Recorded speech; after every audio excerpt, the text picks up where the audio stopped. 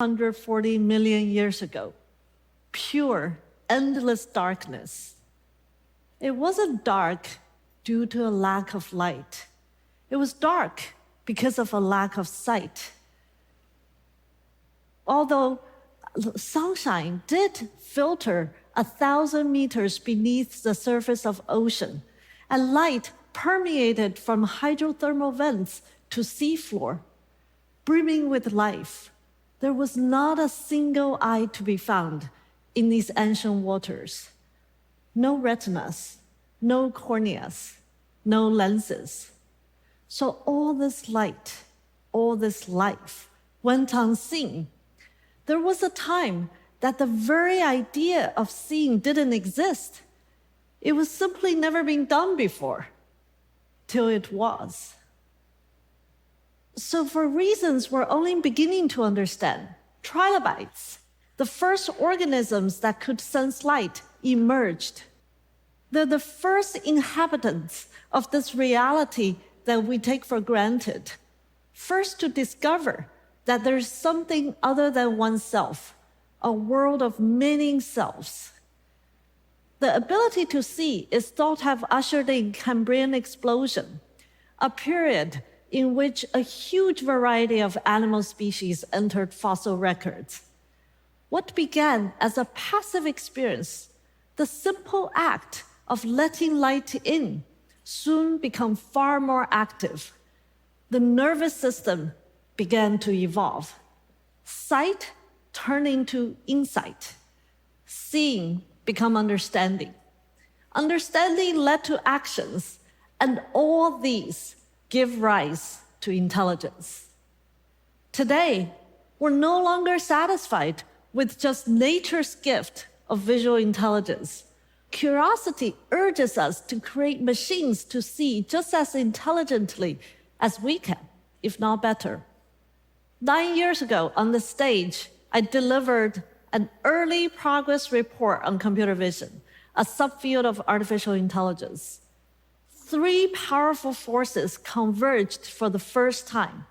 A family of algorithms called neural network, fast, specialized hardware called graphic processing units, or GPUs, and big data, like the 15 million images that my lab spent years curating called ImageNet. Together, they ushered in the age of modern AI. We've come a long way. Back then, just putting labels on images were a big breakthrough. But the speed and accuracy of these algorithms just improved rapidly. At the annual ImageNet Challenge, led by my lab, gauged the performance of these progress. And on this plot, you're seeing the annual improvement and milestone models. We went a step further and created algorithms that can segment objects or predict the dynamic relationships among them in these works done by my students and collaborators. And there's more.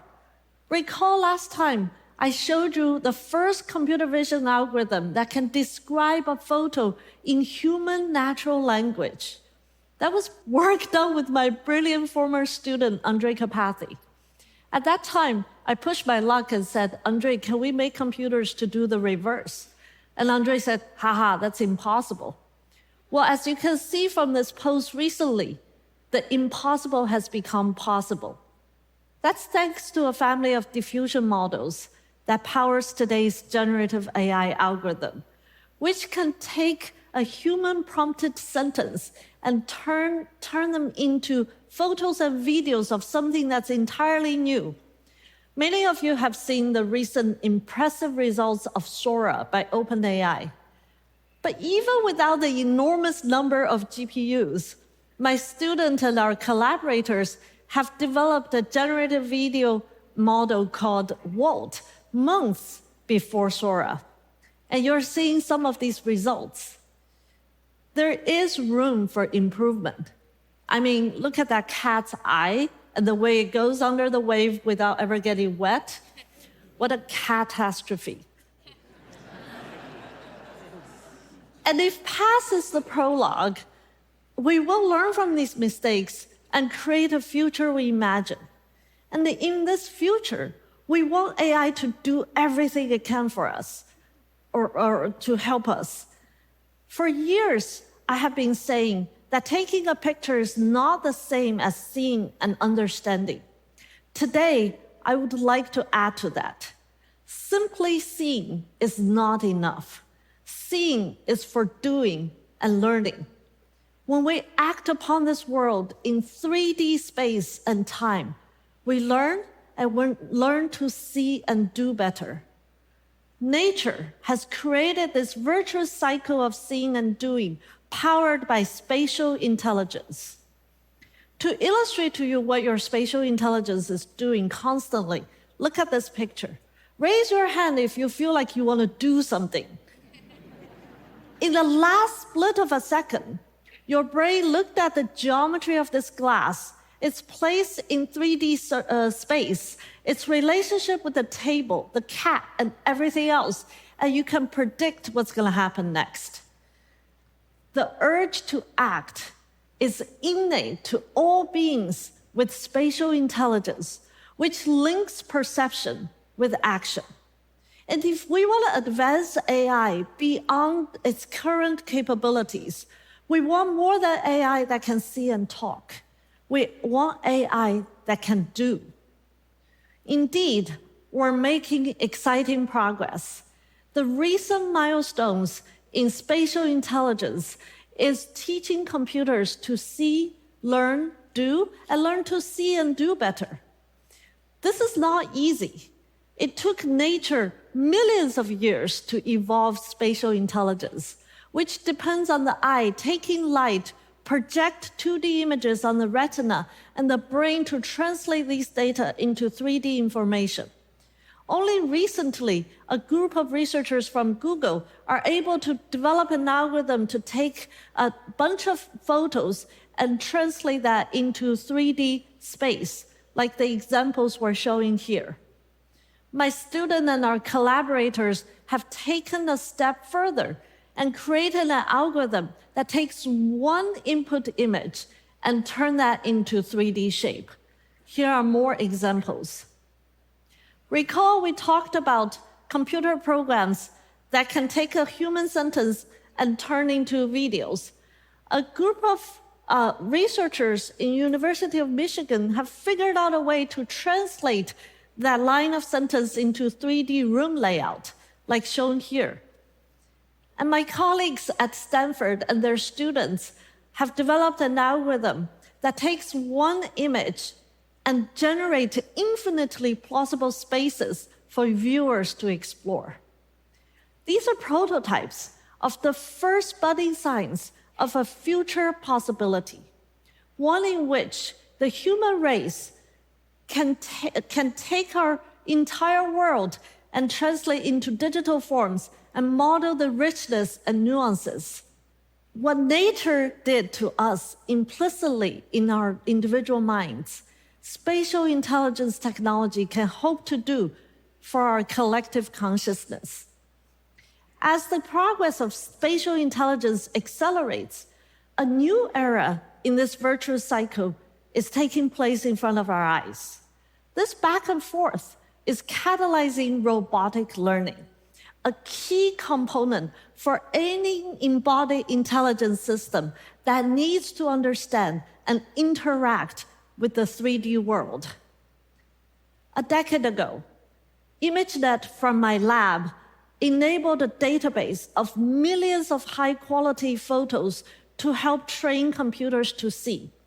Today, we're doing the same with behaviors and actions to train computers and robots how to act in the 3D world. But instead of collecting static images, we develop simulation environments powered by 3D spatial models so that the computers can have infinite varieties of possibilities to learn to act. And you're just seeing a small number of examples to teach our robots in a project led by my lab called Behavior. We're also making exciting progress in robotic language intelligence. Using large language model-based input, My students and our collaborators are among the first team that can show a robotic arm performing a variety of tasks based on verbal instructions, like opening this drawer, or unplugging a charged phone, or making sandwiches using bread, lettuce, tomatoes, and even putting a napkin for the user. Typically, I would like a little more for my sandwich, but this is a good start. In that primordial ocean in our ancient times, the ability to see and perceive one's environment kicked off the Cambrian explosion of interactions with other life forms. Today, that light is reaching the digital minds. Spatial intelligence are allowing machines to interact not only with one another, but with humans and with 3D worlds, real or virtual. And as that future is taking shape, it'll have a profound impact to many lives. Let's take healthcare as an example. For the past decade, my lab has been taking some of the first steps in applying AI to tackle challenges that impact patient outcome and medical staff burnout. Together with our collaborators from Stanford School of Medicine and partnering hospitals, we're piloting smart sensors that can detect clinicians going into patient rooms without properly washing their hands, or keep track of surgical instruments, or alert care teams when a patient is at physical risk, such as falling.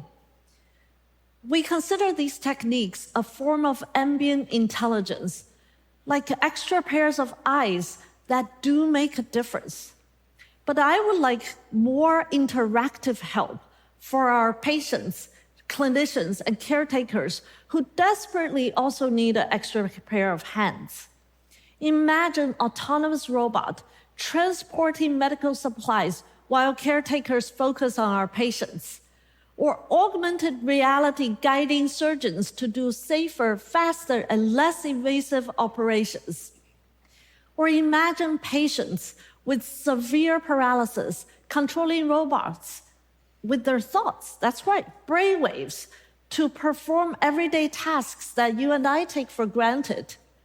You're seeing a glimpse of that future in this pilot study from my lab recently.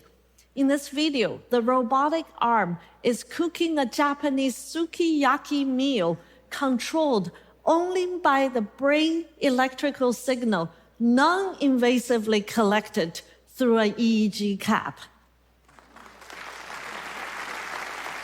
Thank you. The emergence of vision 500 million years ago turned a world of darkness upside down.